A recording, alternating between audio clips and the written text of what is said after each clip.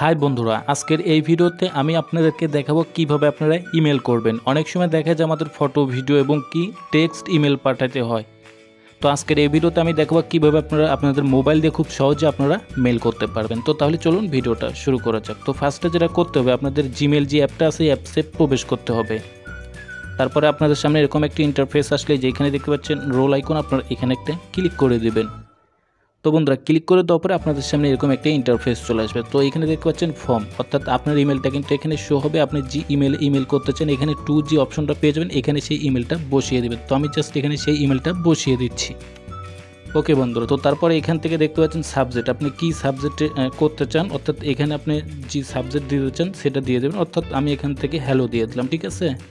দেন তারপর আপনারা এখান থেকে আপনাদের টেক্সট লিখতে পারেন, আপনারা যেটা লিখতে চান। অর্থাৎ টেক্সট ইমেল হলে এখান থেকে টেক্সট ইমেল লিখে দিতে পারেন। অর্থাৎ আপনি ফটো অথবা যে কোনো জিনিস ভিডিও দিলে হোক, সেটা ফাইল, সেটা আপনারা এখান থেকে লিখে দিতে পারেন। তো জাস্ট আমি এটাই লিখে দিলাম। এটা লিখে দেওয়ার পরে আমি এখান থেকে তার ফটো পাঠাবো।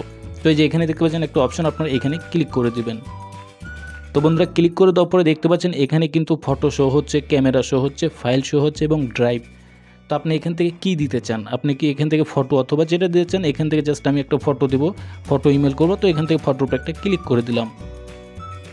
তো বন্ধুরা, এখানে ক্লিক করে দেওয়ার পরে আপনাদের কিন্তু গ্যালারি শো হবে।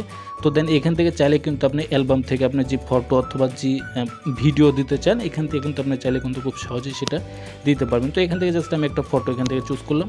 চুজ করার পরে এখান থেকে অ্যাডে ক্লিক করে দিবেন। অ্যাডে ক্লিক করে দেওয়ার পরে দেখতে পাচ্ছেন আমার কিন্তু অলরেডি সেই ফটোটা এখানে শো হচ্ছে। তারপর আপনি এখান থেকে সেন্ড নামের যে অপশনটা পেয়ে যাবেন, এখানে একটা ক্লিক করে দিবেন। তো ক্লিক করে দেওয়ার পরে দেখতে পাচ্ছেন এখানে কিন্তু সেন্ড, অর্থাৎ এই মেলটা কিন্তু অলরেডি চলে গেছে। তো এখন আপনি চেক করবেন কি করে যে মেলটা কি আসলে গেছে না আনসেন্ড হয়ে আছে। তাহলে যে এখানে ক্লিক করে দিবেন। তো এখানে ক্লিক করে দেওয়ার পর একটু স্ক্রল করবেন। স্ক্রল করার পর এখানে সেন্ড নামের একটা অপশন পেয়ে যাবেন, এখানে ক্লিক দিবেন। তো ক্লিক দেওয়ার পরে এই যে দেখতে পাচ্ছেন আমি কিন্তু এখান থেকে 10টা একটা মেল পাঠাইছি, ফটো, টেক্সট। তো এটা কিন্তু অলরেডি সেই ইমেল অ্যাড্রেসে চলে গেছে। তো আপনারা চাইলে কিন্তু খুব সহজে আপনার হাতের মোবাইল দিয়ে আপনি যে কাউকে মেল করতে পারেন। তো যাই হোক, সবাই ভালো থাকুন, সুস্থ থাকুন, ধন্যবাদ।